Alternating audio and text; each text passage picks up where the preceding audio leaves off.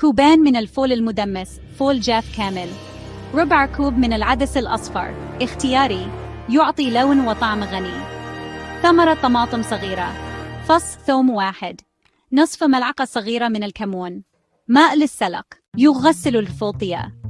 يغسل الفول جيداً وينقع في ماء نظيف من الليل حتى الصباح، يعني حوالي 8 إلى 12 ساعة.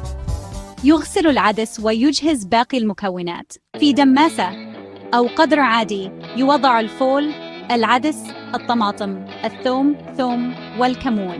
يضاف الماء حتى يغطي الفول بحوالي 3 أصابع. توضع القدر على نار هادئة جداً وتترك من 6 إلى 8 ساعات. يمكن استخدام الشياطة لتقليل الحرارة. يراقب الماء ويضاف ماء ساخن كلما قل حتى يظل الفول مغطى. بعد أن يصبح الفول طرياً ويمكن هرسه بسهولة، يهرس جزء بسيط منه للحصول على قوام كريمي. يخزن في الثلاجة ويؤخذ منه يومياً للتحضير.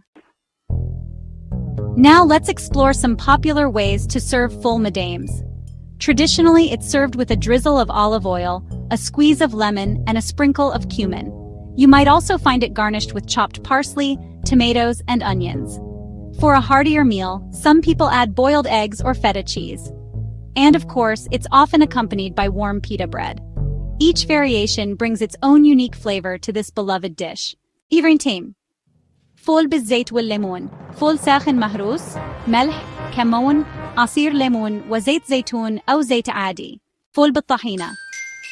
فول يخلط الفول مع طحينة، خل، ثوم مفروم وليمون. فول بالسجق أو البيض. يضاف إلى الفول قطع سجق مشوح أو بيض مسلوق أو ملي. فول اسكندراني.